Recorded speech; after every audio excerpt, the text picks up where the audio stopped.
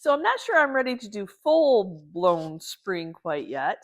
I thought I would bring you a few of my spring-inspired projects in today's video. I'm going to start off with this cute little handled metal container. I love that the handle is all the way down. So like you can put an image or something here, which I'm going to actually do a mold. $4.29 at Goodwill. So the first thing I do, I don't think of red when I think of spring. That's Christmas, Valentine's Day. So I'm going to go ahead and I'm going to sand this a little bit to take some of this paint off there. And then to give the new paint that I'm going to put on it something to grab onto. And because it's so heavenly shiny, I'm like, I'm just going to use a power sander.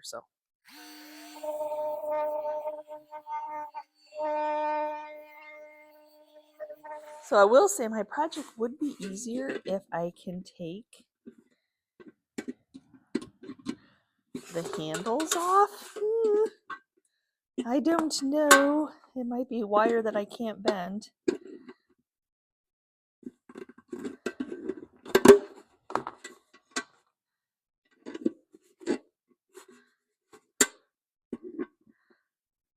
Or I might make a mess of it when I put it back on. I don't know. We'll see. Okay, I did get it off, so that'll be a little bit easier. So I'm going to end up filling this up at the end. So, I mean, it's really hard to sand, but I am going to spray paint that a different color.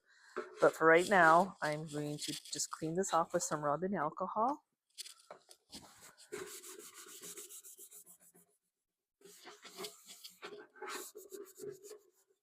That just gets any of that oil and sanding dust off of this. Okay, so I'm just going to use some Rust-Oleum. This is flat black. I might just spray paint the whole thing and cover it up. And then paint from there. We'll see.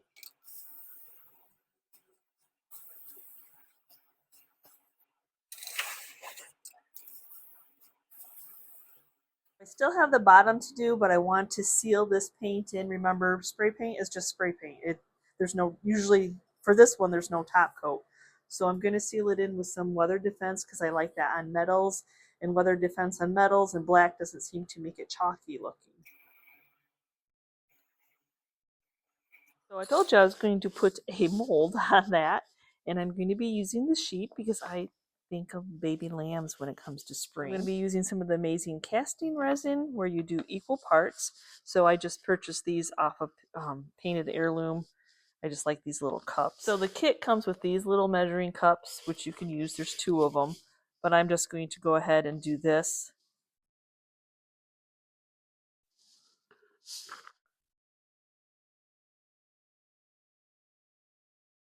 I can just see the lines better on this, my old eyes as we age. So then you mix the 2 pieces together, and you see how this one is yellow. When you get these mixed together and stirred, it will turn clear. I'm just going to wipe that in there, and I'm just see how it's cloudy. It's not white or that yellow anymore, and you just keep stirring it, and then it'll start to change colors, and it will go clear. And then what I'm going to do is I'm just going to pour it into my sheet.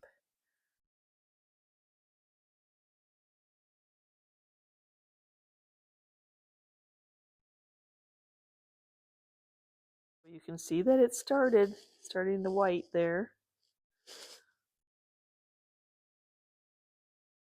It's amazing. They named that right, how fast it works. You mix the 2 chemicals together, the A and the B. It's nice and warm, not like hot to the touch, but just warm. And then the chemical reaction.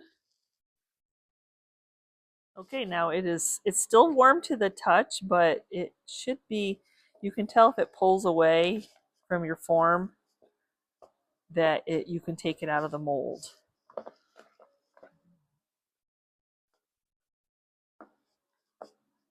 I kind of like let it pop on its own so I'm not forcing anything apart.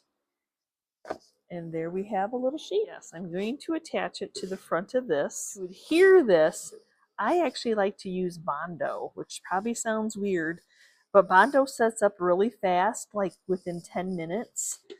and then it squishes out the side so I can get a good seal, and I can pick that off and make just a nice clean image. I don't have to wait like overnight or something else for it to dry. So yep, Bondo. I don't need like a ton. Getting to the end of this can. And it just takes a little bit of this hardener, which is surprising, but that's, yeah, that's, then you mix the two together. And as soon as you get them mixed, you need to start using it because it sets up very fast. You just start putting it on the back of the sheep. I tried not to overfill, like kind of like giving myself a little edge on here. So we're just going to attach it right to the front. I'm going to pray that I'm going to be centered. And then I'm just going to push it down and hold it down while it starts to adhere. Which you wouldn't want to do with other glues because you could be here for hours. But this really, you know, within like a few minutes it starts to cure. But see, it does squish out of the sides, but I can clean that up. So it's squishing out all of the sides, which is good because Cricut makes a wonderful picking tool to be able to pick that off. Okay, for those of us who are pickers and like to pick, that's what I'm going to do. It's only been minutes, but see how that will just come off. Not going underneath the sheep, just all that has come out.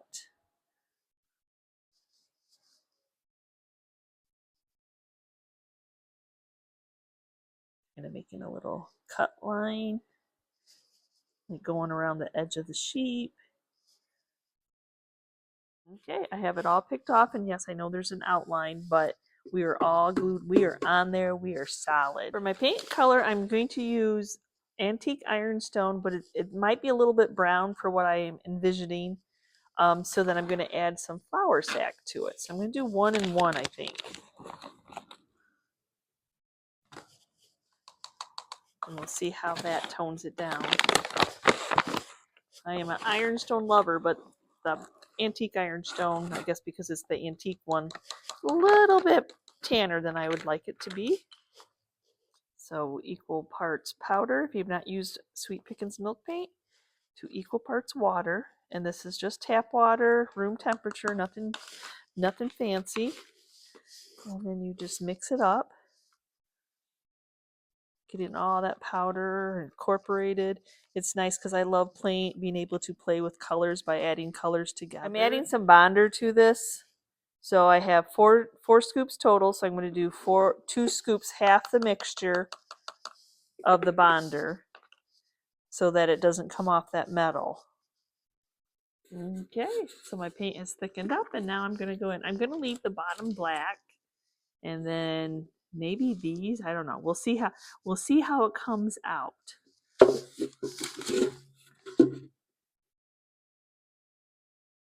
I'm going to go ahead and outline that. Since our handle is black, I thought that would be a nice accent color. So just going very slowly around that little lip. This coat's going to be kind of translucent anyway, so. I love these angle brushes from Painted Heirloom. Stallmaster, I don't, I don't. Big word for me.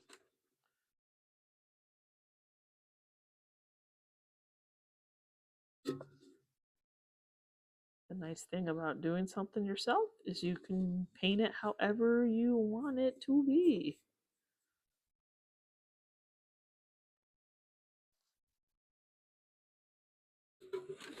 And the resin is totally paintable if you're wondering. I did not seal it in with anything. In the past I have, but they say that you don't. They say that resin is very paintable.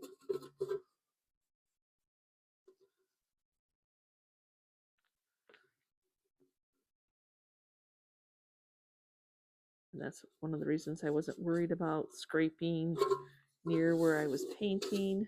Okay, time for coat number 2. I'm going to mist a little bit just to help my paints glide a little bit better. And now I'm going to kind of work in the same direction. First coat I got on. That way my paint looks smooth.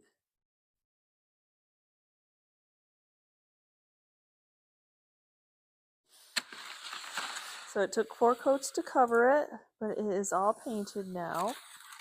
So I'm going to go ahead and seal the milk paint in with some polyacrylic. Okay, so now I'm going to add some antiquing wax. Yes, antiquing, not aging. Antiquing's a little bit darker. We're going to start adding some age to this piece.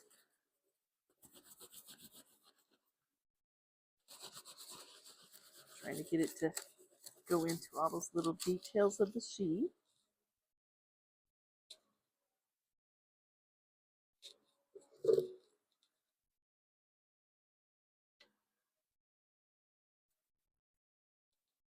Off the excess. You can definitely tell if you've seen me use aging wax that this is a darker color. Now that I have it on, now I can go in and do some buffing. It doesn't have to be perfect. You just want that random age on here. Grab some decrepit dust to maybe do a little bit more of an accent.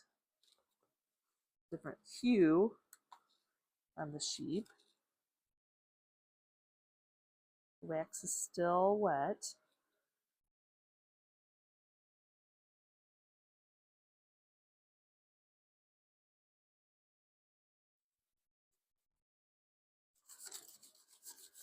And then I'm going to also run that color along the bottom just to make it look like it's been weathered.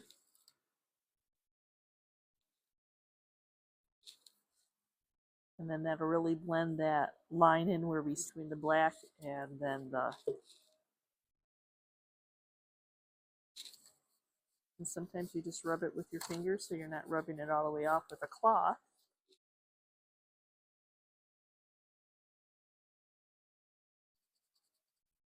Aging antiquing wax on there. Just a little. And then that's helping grab the dust. And then so I'm not rubbing it off, I'm just rubbing it in with my finger. Okay, now I got to get the handle back on there.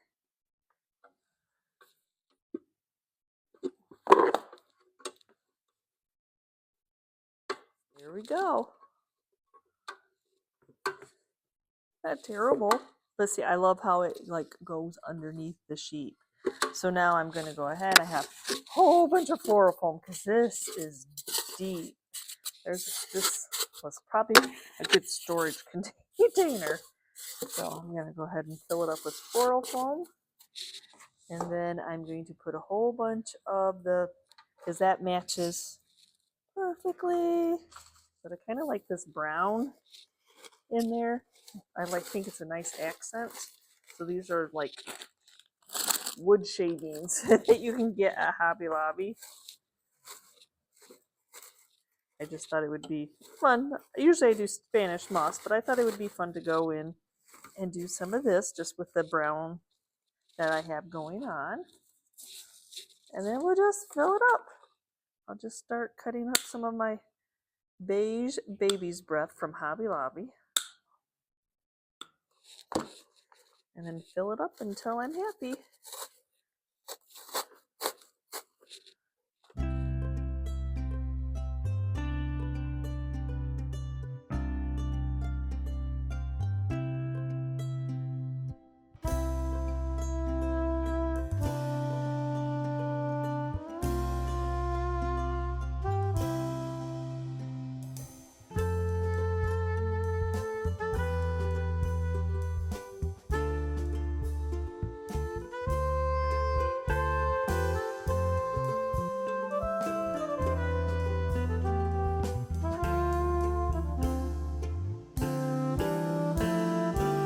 You saw this pile of garbage, rubbish. Would you have picked it up? Yes. So once you got looking at it, you're like, oh my gosh, beautiful old brass frames, still the glass, still the back, and there was 2 of them. Hello? Yeah, I'm going to pick those up. So sometimes you got to take a little gander in that box and see what's in there. So we're going to go ahead and set these off to the side for right now, and I'll show you what image is going to fit in here almost perfectly, not quite perfectly. Bunnies. I love the bunnies. So they came out with that old timey, like the round frame on them, but it's really hard to find something that fits that. And in my mind, I want another round frame. So this is where the mirror effect is going to come in perfectly. So I can age these. I can make them look a little bit older. Though I'm probably going to take that outer, when I cut them out, I'm going to take that outer ring off. So we'll separate them.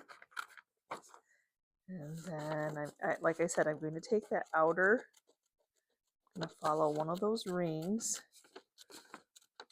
I don't want, personally, for me, for this project, I don't want a frame in a frame. On these, I don't know if you can see, they're not just paper. They have that flex of linen material. I don't know what they put in them, but it's a heavier, so like to rip them wouldn't quite work the same, I don't think. I'd be afraid that I'd get a strand, but yeah, it's thicker paper, I guess, is what I'm saying. Okay, so I want to back these with some copier paper to make the image really pop. And then I'm going to do the burn technique to kind of jagged the edges a little bit. I'll be using some decoupage transfer gel to adhere them.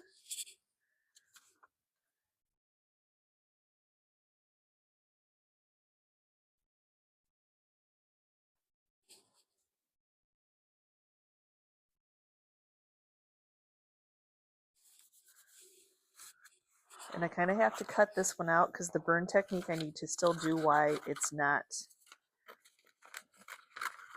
dried. So I need to cut this out a little bit. So yep, just do that paper on fire. I'm not sure. I might have had the camera tipped down too far.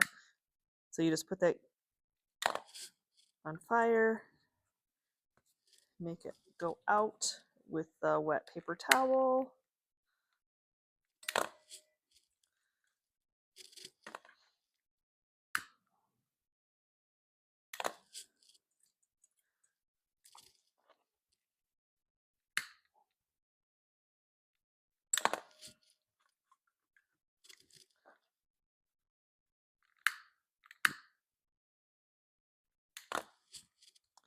Okay, I need to get my glass cleaned up. Secondhand finds, things are a little bit on the dirty side. Okay, now I'm going to take my image. I'm going to try to center it. It's already super cute underneath the glass, but will not fit the frame completely.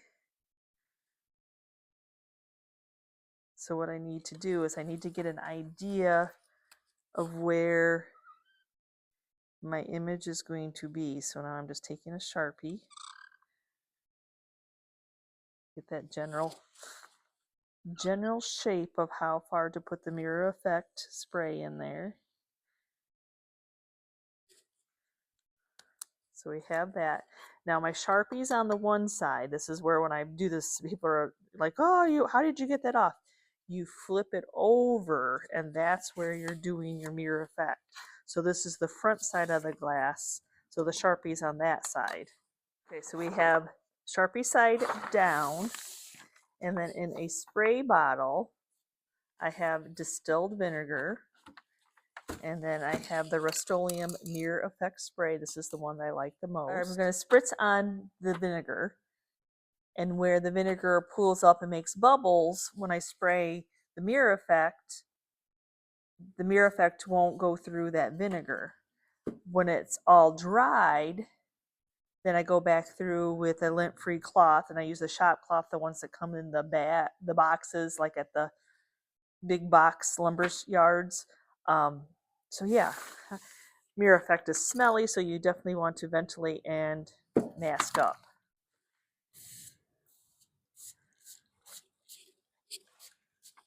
So I'm just working on the outer edge, not worried about getting in the middle,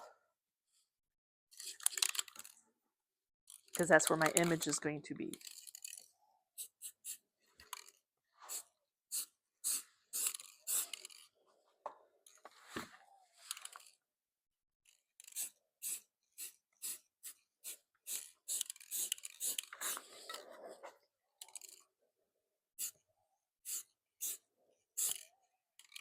So at this point, you just let it dry, and you'll be able to tell it won't be shiny, and I'll have little pools, and then I'll share with you what to do then. The ones I'm talking about, lint-free, I've had good luck with these, using these.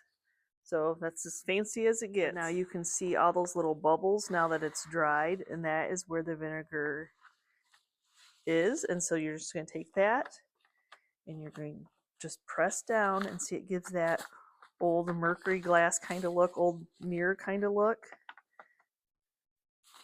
And I like to repeat this process 3 times just to get that really good mirror going on.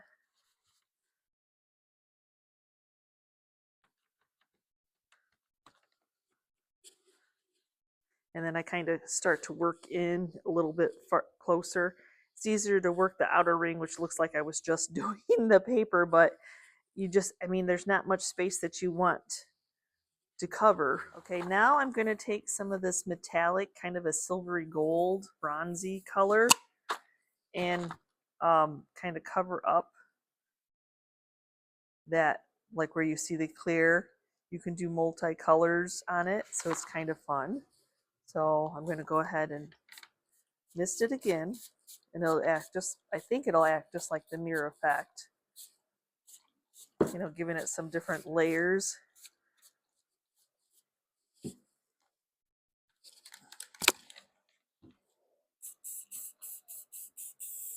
When I sprayed it out, it's way too silver, so I have to go get my gold one.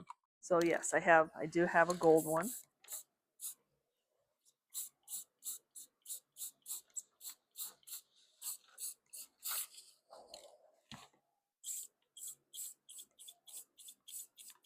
So same thing, I'm going to dab that excess off. If it comes off, I wasn't sure if like the mirror effect acted different than the gold. So yeah, it's hard to see until we get the image in there, but it's okay to take a peek and see like what it's going to look like. Oh, I think that's going to be perfect. I think I did enough. The transfer gel.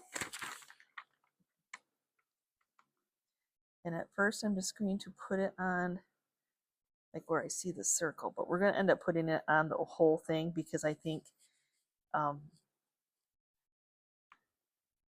that makes it look like it's always been this way. So then we're just going to put it on like this. It's going to be a little bit thicker because I put that copier paper, but the copier paper, the white copier paper is going to help it to be more noticeable, to back that image a little bit more. So unfortunately, I got to take a cheater method and see, am I centered? Do I need to move it around a little bit more?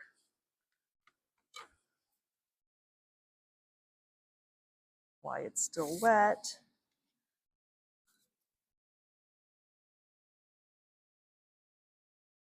Now I'm just going to take a little bit of the black and just go around here a little bit more.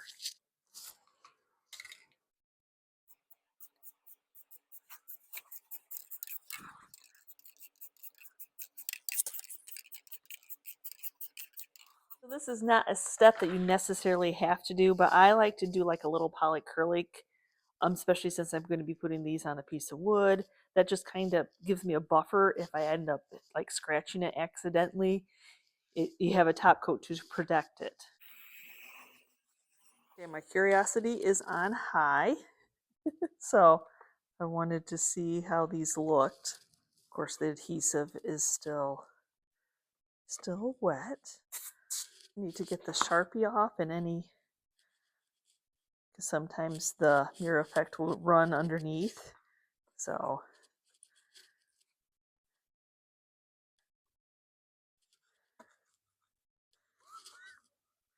and since the frames were no longer attached and missing their little nails, I need to figure a way to attach these back to the frames.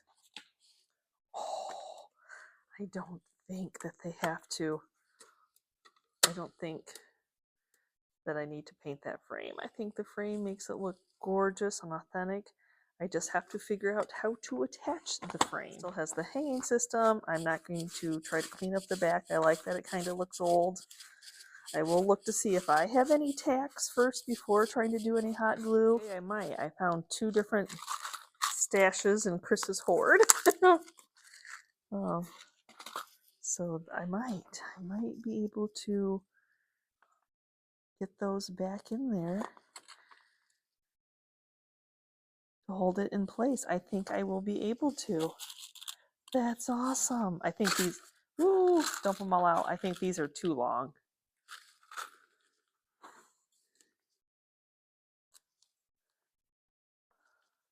Oh, that one goes right in.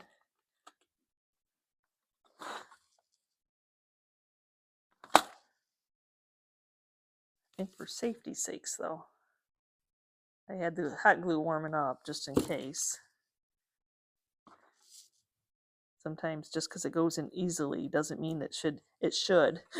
It means it might be a little sloppy and not tight. So a little bit of hot glue, I think I can guarantee will hold it. A tack hammer when I need one, but I think this will work. Yeah, if it's tight, I'm not too worried about it. Now that my decoupage transfer gel is drying a little bit more, I do think that I want to brighten up the frame just a little bit. So I'm going to use the Gold Leaf Rub and Buff. Just enough to just brighten it back up a little bit. Not anything crazy. It's more of an antiquing look. We'll see where it's kind of aged. The metal has tarnished. We're just going to use some of the Rub and Buff on there, just to brighten that up. So you can definitely tell a difference between where the Rub and Buff was and where it had aged. Just brightens that frame right up.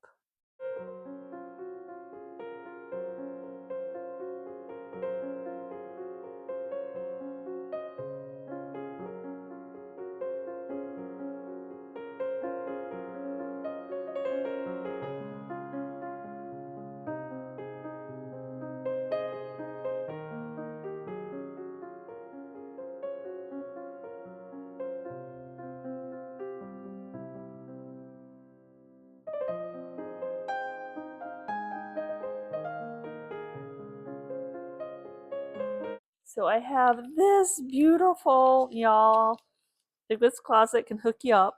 So yes, I have this beautiful print, decoupage paper. Yet again, I think this one I can definitely see the fabric in it. So it's a little bit thicker. And I'd like to put it into this frame that has this beautiful detail to match this beautiful picture. Same thing though, you can see it doesn't fit. So I know we all kind of suffer with that sometimes. So like, how do we make it fit? So yes, the mirror effect is wonderful. So I'm just going to be using this top image. Okay, I'm going to go ahead and get my image cut out of this paper. I'm going to be doing that same thing. So I need, where I burn it, so I need to cut a little bit more of this paper off. Oops, I didn't want that part to be wet. Okay, now we're just going to put it onto just a plain piece of copier paper.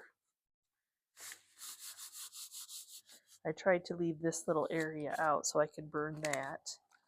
And then I'm going to cut some of the copier paper out. The copier paper also, you know, for the burn technique is helping, but it's also backing that image with white so that image really pops. Some people paint the back of their, doesn't bother me to adhere it to some type of a whiteboard. copier paper or anything like that. What I have, those edges, not the whole image. So let's see how this burns.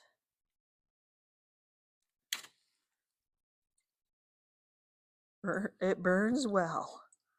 Okay, same process. I need to clean my glass up.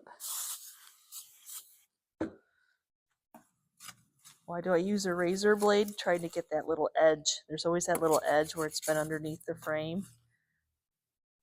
And that just helps it come off. Okay, so I'm going to put my image underneath the glass.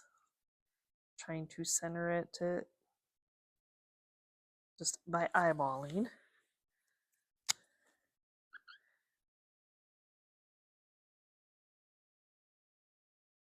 Doing an outline of where it is. Spray paint it. Sharpie side goes down. I need to do the mirror effect process all over again.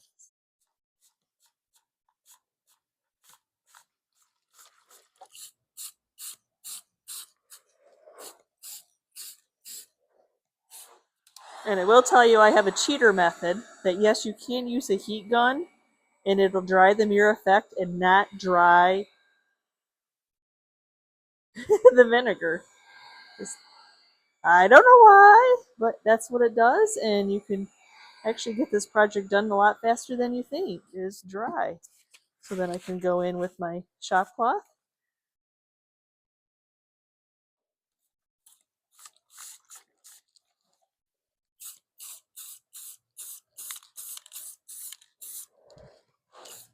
Okay, now I'm going to use my Decoupage transfer gel to adhere the image.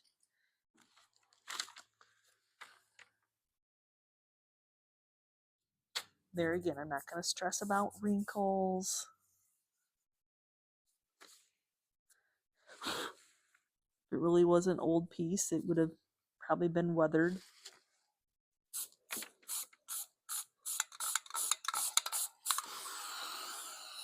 Okay, I need to take a peek. It's going to be hard to see the image because the glue is still wet, but I wanted to see if I wanted to keep my frame gold or if I wanted to paint it a coordinating color. I don't know. I think these estate sale finds did me right, and I think I'm going to keep it just the way it is because I think that gold flecks that I put in there matches that frame beautifully. So I guess we're going to leave it. I know, I'm a painter usually, but you just know when you know. Well, and the nice thing that they are wood and they're not the frames, you know, the frames are in good shape. I didn't have to like fix any detail on them. And then being able to match that gold up, putting it in with the mirror effect.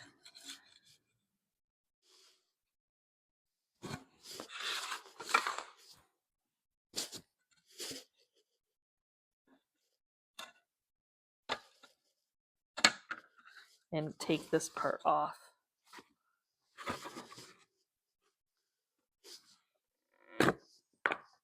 Which it's hard to take that all the way off without ripping the cardboard, so I'm not going to bother with that right now. I mean, I'll put a hanger on it, but somebody can also, like, you know, put it on an easel if they wanted to. Even though I'm covering it up, I'm such a tag person. Cardboard tape this down so that it doesn't have a sharp point, because I'm going to be covering it up. Just a protection. Stick tape. Run it along nice and close to the edge. Of course, let's try that again. Take two. So I'm going to take some of this double stick tape, run it nice and close right on that edge. And I'm just going to use a piece of contractor's paper to back that. And then we're just going to use 80 grit sandpaper. This is a leftover piece that I used on another back, and so this one's really heavy. But you can see just doing a back and forth motion, cuts it nice and close and gives it a nice edge. So now that I have it all cut and, you know, nice little edges, I'm just going to add a little bit of water. That'll just give it a little bit of age, tighten up that paper just a little bit, kind of making it look older than it really is. And because this is a little bit thicker, I help it in there by just rubbing my hand on it. I'm gonna put some little eyelets on there.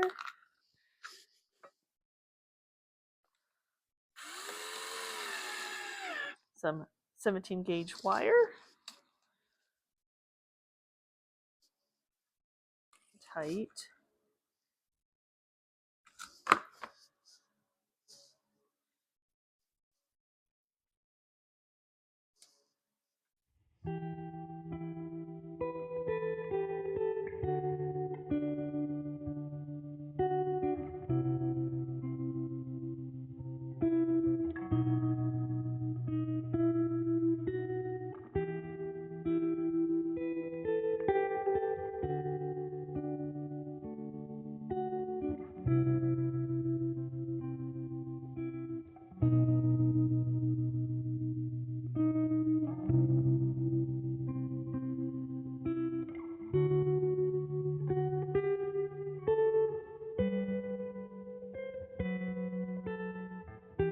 So yep, it's getting to be that time. It's spring, so I'm slowly working towards spring.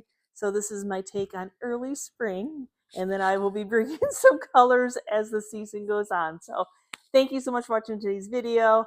Let me know which of the items I made over were your favorite. And yes, sometimes rub and buff, not painting, and adding a little decrepit dust can really transform a object, a item into beautiful home decor. So thanks for watching. We will see you next time, guys, and you can see what we're up to. Bye.